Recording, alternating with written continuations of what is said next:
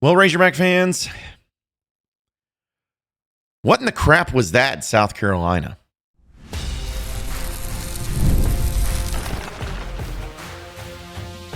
You are Locked On Razorbacks, your daily podcast on the Arkansas Razorbacks. Part of the Locked On Podcast Network, your team every day.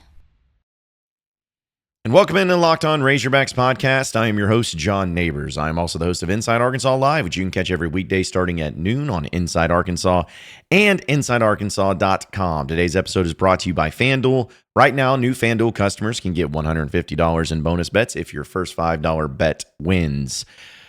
Hope everybody had a wonderful weekend. I know that there was some positivity to be had. We'll talk a little bit about the Razorback baseball team getting a sweep over Charlotte, as well as the latest in the SEC, as well as Arkansas in the NCAA tournament. But to put it mildly, whatever happened in South Carolina with the Razorback men's basketball team is one of those things that needs to be deleted from everyone's memory as quickly as humanly possible. Like, get it out of there now. Everybody. Act like it didn't happen. It didn't exist.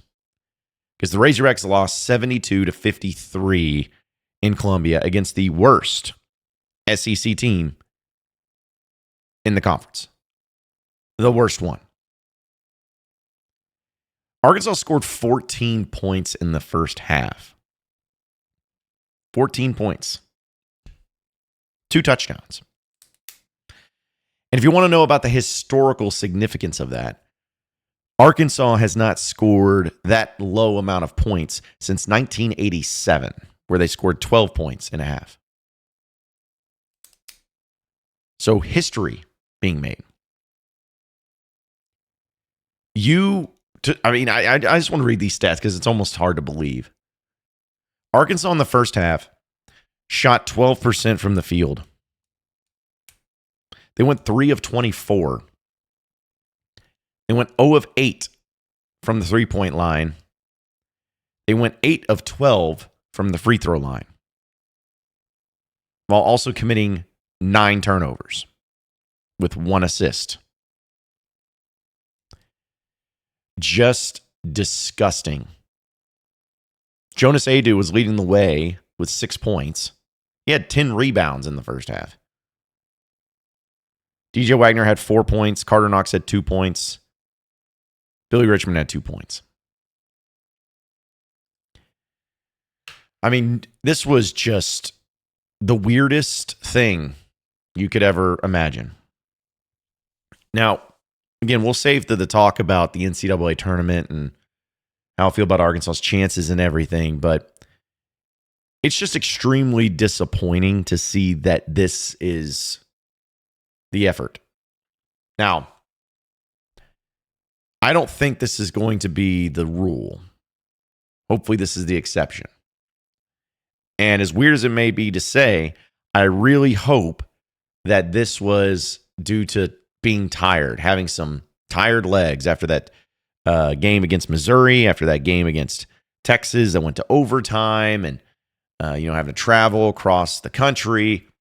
It's not an excuse. I'm just hoping that's what this was. Where you had Arkansas decide to play their worst game you could have offensively. What's crazy is Arkansas scored 39 points in the second half, which normally would be bound on par for what Arkansas does. But that first half was so bad, there was not going to be any way to come back. You were down 18 at the halftime, and you're in a way lucky that you played South Carolina, because if you had played any other team at all, they would have probably beat you by 50. They would have. You gave South Carolina their second SEC win. That's rough. That was not something I had on my bingo card.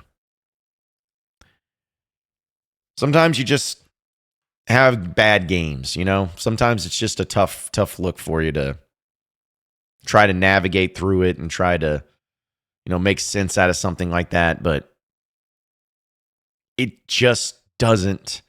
It could not have come at the worst time. is what I'm saying. It could not have come at a worse time for the Razorbacks because you have such a, I'm not going to use the word easy, but comparatively speaking, you have one of the easiest stretches down here at the end in your SEC conference schedule compared to other teams. I mean, you're talking about where your final 4 games, Texas at home, at South Carolina, at Vanderbilt, and Mississippi State at home. Not saying that those games are easy, but it's about as good as you could get. And this was one of those games that you should win every single time, no questions asked. But now you're stuck in a position, which we'll talk about the NCAA tournament, but now you're stuck in a position to where essentially you're going to have to make sure you win these last 2 to feel really good about it at least. You're 6-10 in SEC play. And the real unfortunate thing about this, the real unfortunate thing is you're 6-10, and that puts you at this point in time, because Georgia technically has or you have the tiebreaker over Georgia, I guess, in that case, because you did beat Georgia. But you're talking about being 11th in the SEC right now. I guess it'd be 12th. 12th in the SEC right now. And the 4 teams that are under you, Texas, Oklahoma, LSU, and South Carolina. You lost to Oklahoma. You lost to LSU. And now you lost to South Carolina. You know, imagine if you just would have played those games and won those games like you probably should have. And your record be, at this point, instead of being 6-10, I mean, you'd be looking at 9-7. But that's the unfortunate thing. And this is, again, we could sit here and talk about what went wrong and like breaking down the game film and all that. You just need to burn it. It doesn't need to exist. Delete it from your memory and move on. It's worrisome, though. I'm not going to sit here and say that it's not worrisome. It's concerning. Because I was hopeful that the playing of 7 players, and that's it, would be something you could at least overcome, or at least beat bad teams. But you haven't been able to do that. You just haven't found a way. And until you find that way of just how to balance it out, you're still going to be in this limbo. You're still going to be in this, are they or are they not?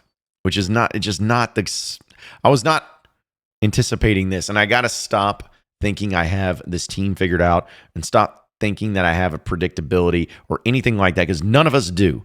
This team, it's a crapshoot every single game. Every single game. I do not think Arkansas will come out against Vanderbilt and play that way, because it would be hard to play worse than that. I actually believe that Arkansas will come out and play well against Vanderbilt for that stupid 9 p.m. Tuesday night game. I think they will. Will it be good enough to win? Time will tell. Vanderbilt's playing really well right now, guys. I hate to, and it just sucks. It's like Vanderbilt of all places. But yeah, Vanderbilt, I mean, they're 8-8 in conference play. You got Mississippi State at the end of the season. They're also 8-8. If you win these 2 games, you got to feel good about your chances. You got to feel good about what you're standing in the SEC. But you just, the running out of gas and the tired legs, you don't want to hear it. I don't want to hear it. No one wants to say it's an excuse or anything like that. But it's not going to get any easier for you. If you can't do it now, how will you be able to do it in the NCAA tournament? How will you do it in the SEC tournament? How will you do it on Tuesday? Because you're thinking about quick turnarounds. It's one of the first Tuesday games you've had in this SEC slate. Don't let this be the way it ends, Hogs. Don't let this be the way it goes. Don't let all of that goodwill, all of that good play, that you're playing your best and all of that, those nice wins against Missouri and Texas, don't let this be what keeps you from ending the season on a high note. You still got stuff to play for. You still got to figure things out. The Thero thing is a crazy deal, which, some people feel like he's gone for the season. Some people are hopeful. Maybe Boogie Fland might become, maybe. I mean, these are all things that are just completely, totally up in the air that you can have blind faith in or be hopeful for. But when it comes to stuff that's like real, the real thing across the board, you just got to get ready for Vanderbilt and act like that game didn't happen. I know we just talked a lot about it, but you just got to do it. You made Murray Boyles with 35 points. I mean, come on, man. Come on, man. You made South Carolina look like a decent team, and they're not. Like, they had nothing to play for even. Ugh, it's just the worst. The worst type of game at the worst time. And now here we are again, just having to say, please, please win these next 2 games. Please do it. But are the Razorbacks still in the NCAA tournament? What does it look like? What does the bracketologist say? All of that. We'll get to that here in a second. So stay with us on the Locked On Razorbacks podcast. All right, all you Razorback fans, I got to tell you about Roy. Ever wish that you could directly support your favorite Razorback athletes and be part of their journey? Now you can with Roy, the NIL app that puts the fans in control. Before Roy, NIL deals were often handled behind closed doors, and fans like you didn't have a clear way to directly support the players that you love. Now, with Roy, you can make a real impact and feel closer to the athletes representing the University of Arkansas.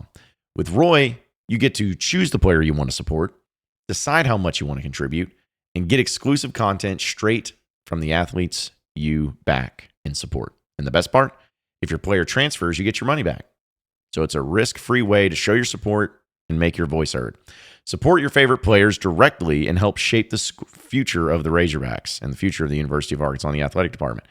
Download the Roy app today from the App Store and start backing Arkansas athletes the way they deserve, with transparency, trust, and real impact. This is the future of college sports. Join it now by downloading Roy and supporting your favorite players.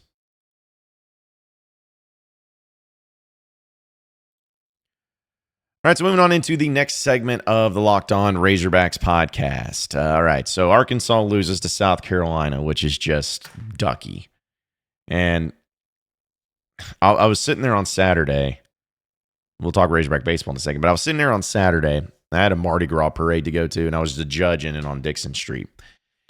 And I left a little bit there, and I was following the game and watching it and everything, and I just got irate for a little bit because of knowing what you have and knowing how small room for error that you're in position of. Like, you just don't have any room for that error. And I kept thinking, don't let South Carolina be the reason why you get pumped out of the NCAA tournament. Well, as of right now, you are still technically in the NCAA tournament, according to most, for what it's worth. Joe Lunardi has you as one of the last 4 teams in again.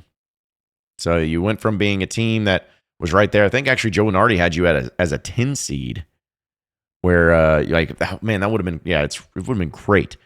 He had you as a 10 seed where you were going to be facing Memphis, the 7 seed. And if you won that game, more than likely you'd play Tennessee. Wouldn't that be great to get that game back? I'm not saying you'd win it, but it'd be nice to at least have it. But that was before this game against South Carolina. Now it's a little bit differently because you have a lot of work to do. But from all intents and purposes, people, for the most part, got you still in the NCAA tournament. As a play-in game, as that low seed or whatever, or high seed, however you want to look at it, you're still in the NCAA tournament. And someone asked me if Arkansas got in the play-in game and they were like the last team in type of thing, being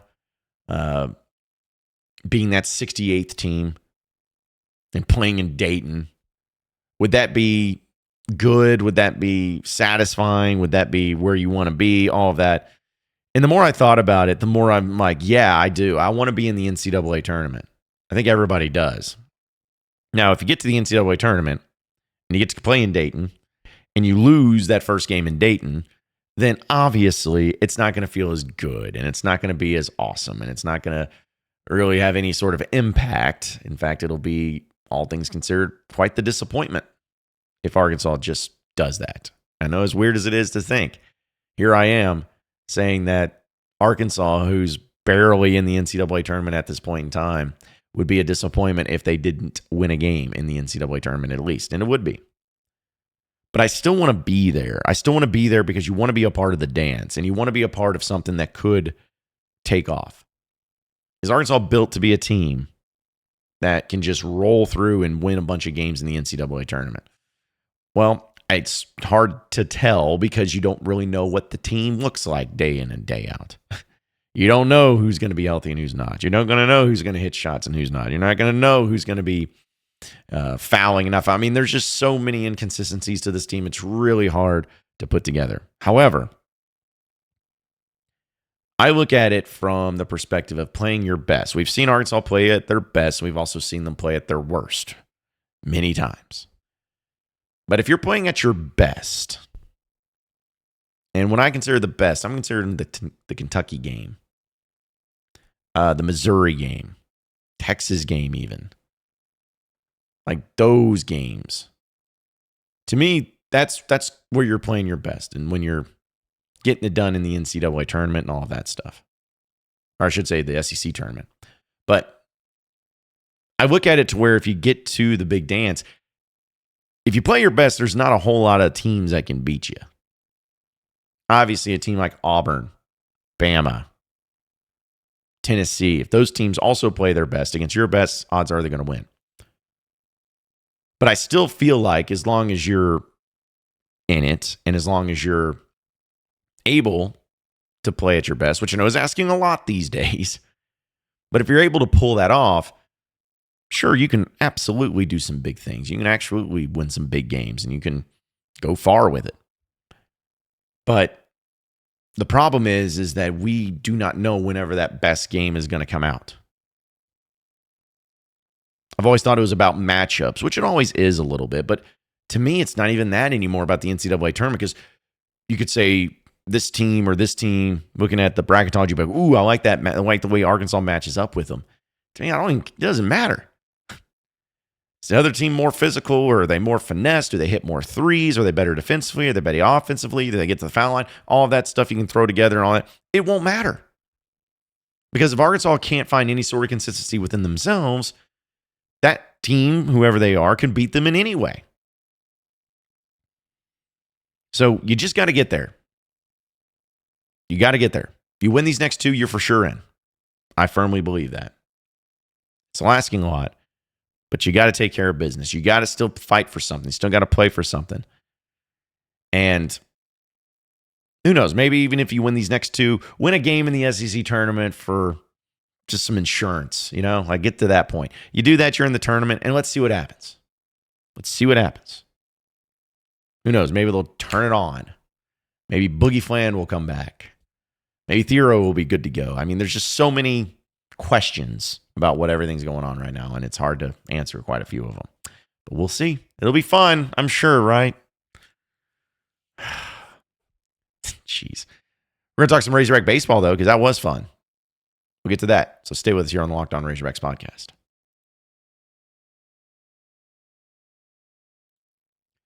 All right, Razorback fans, I'm here to tell you about our friends over at FanDuel. When the game tips off, the NBA action is just getting started, and there's no better place to get in on it than FanDuel, America's #1 sports book. With FanDuel, you can place live bets throughout the game. So even if you miss the opening tip-off and want to bet on a fourth quarter comeback, you can stay live in the action. And if you're looking for a bigger payout, you can even combine your last live bets into the same game parlay. You got to love their features that they have, whether it's the getting exciting in a game, you can start betting on the other teams and start using all that for whether the parlays or the live game money lines. I mean, those things are the most fun. And you can never miss your chance with it because the app is so easy to use. And when you win, you get paid instantly. It's as simple as that. And right now, new FanDuel customers can get $150 in bonus bets if your first $5 bet wins. Just visit FanDuel.com to join today. That's FanDuel.com for your shot at $150 in bonus bets. Make every moment more with FanDuel, the official sports betting partner of the NBA.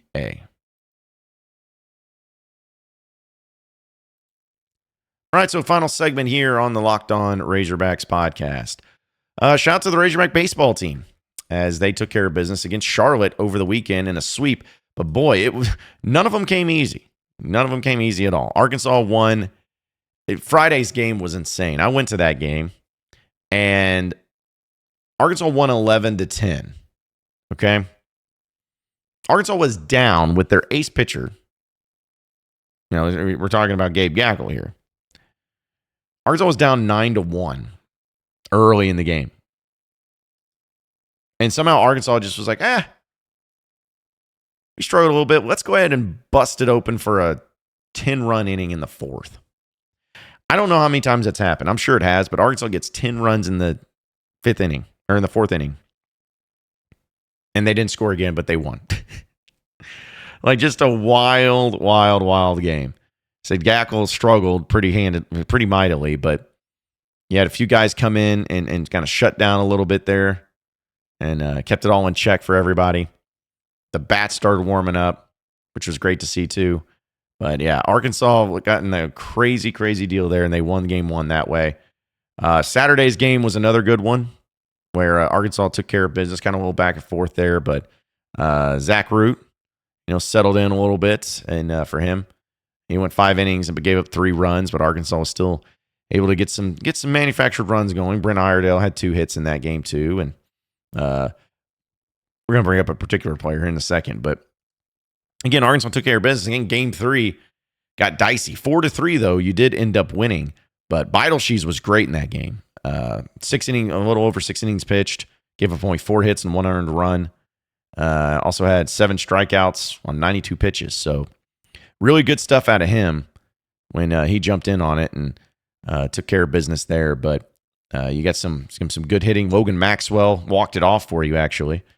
As he gets 3 hits and 5 at bats. But also, too, it was just like Arkansas gave up a lead. In the 9th inning, they were up 3-1 and it felt good. And then they let them tie it up, and at least they're going to go to extra innings. 9th inning, Logan Maxwell gets the walk-off hit, and that was all she wrote. But again, really good performances by certain players. You're still developing. You got some things you still got to work on. But shout out to baby Aloy. Kuyo Aloy, man. Kuyo. Is it right? I think it is. I've been trying to get his name right, but that's why I always call him baby Aloy. I don't know if y'all see this, but he happens to be hitting .556 this season. I'll say that again. He's hitting .556. Insanity. I don't know if I don't think he's going to keep that up, but still, it's just really cool to see him dominating. Hopefully he does continue on, because Arkansas can use all the help offensively that they can get. But shout out to him, and also shout out to Parker Coyl. He had an immaculate inning. You never see that, where he has 9 pitches, 9 strikes, 3 strikeouts, out of there. I mean, does not happen very often in baseball in general, much less college baseball. So that was really cool to see. So a little history there. But getting it done, Arkansas's 10-1. Still one of the best teams in the country. Number 4, I believe. We'll see what they say after this past weekend. But I like the direction they're going. They got some good things going. They got some things they got to work on still. But overall, still got plenty of time to make up for it. But also got plenty of, not that much time before SEC play starts up. So that's going to be, sheesh. It'll be a gauntlet like everything else. But hey, that's just the way it goes for Razorback Athletics. But appreciate each and every one of you listening in and watching in to the Locked On Razorbacks podcast. Be sure to like and subscribe to the podcast on iTunes or on Google Play. You can also get after me on Twitter at John Nabors Show for any questions, comments, concerns you may have. Keep it going from there. Same podcast time, same podcast channel tomorrow afternoon. Have a great day, everybody. We'll see you then.